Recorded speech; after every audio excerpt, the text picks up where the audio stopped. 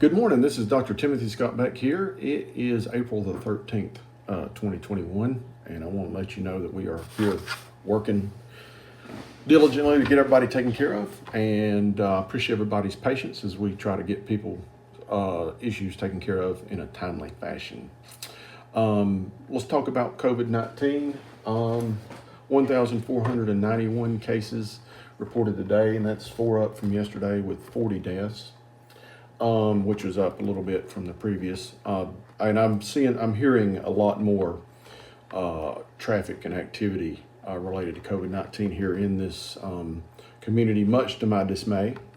So I think we're going to have to remediate some of our strategies for preventing that thing. But so let's just keep doing the social distancing, the wearing the mask, and using hand sanitizer. I'm not worried. I've been fully vaccinated, so I'm not so much worried about me, but I am worried about the folks who hadn't got the vaccination yet, who are in that vulnerable population. So if you are in that vulnerable population, and those are the people that are over 65, or you're under 65 and you got multiple medical problems, okay, those seem to be the folks that this thing it really goes after. And I do want to say something, and I mentioned this to my office this morning. I am detecting, and there's probably going to be books written about post-COVID syndrome, what people are getting after they've had this virus.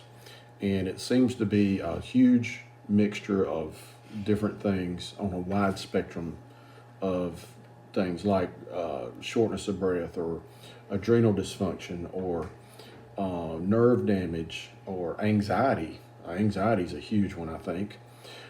Just all these things are related to that, and I do believe that it tilts again the vaccination.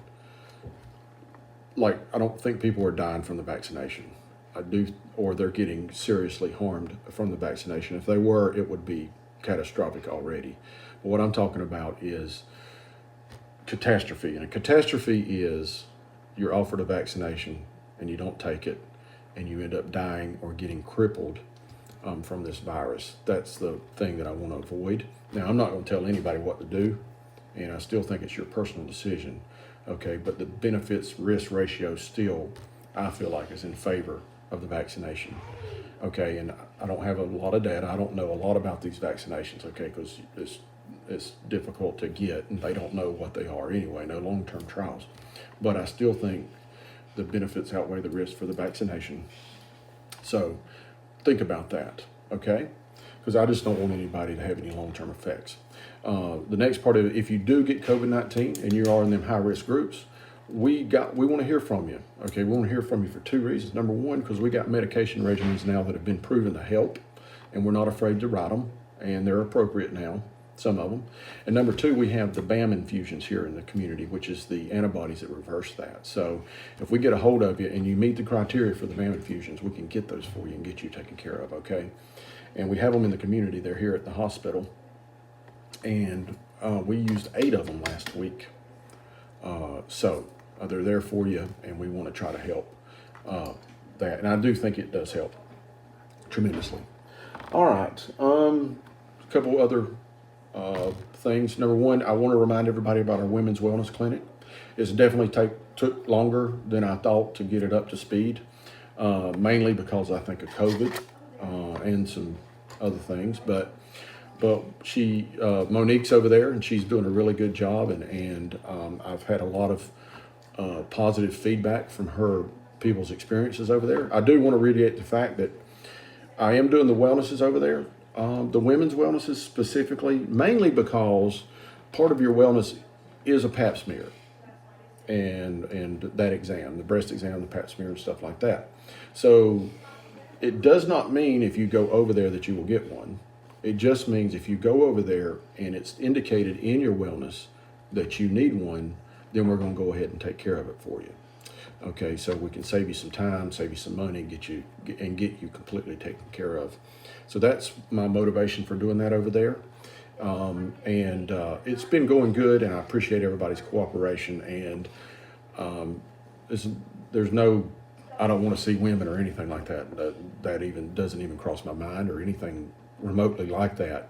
It's just I'm trying to construct the office so that it makes sense and I can accommodate everybody's needs based on what I do and don't do and based on what people need and what they want.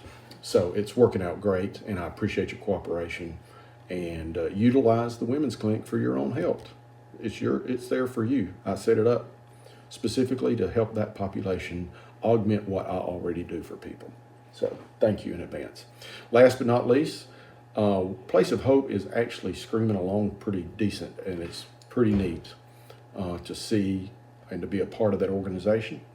But I want to remind everybody that we are taking financial donations, and the place we're going to do that at is Place of Hope, North Georgia, P.O. Box 933, Clayton, Georgia 30525, or you can go to our website at placeofhopenga.org, and it may be .com or .net, I'm not sure, but one of those.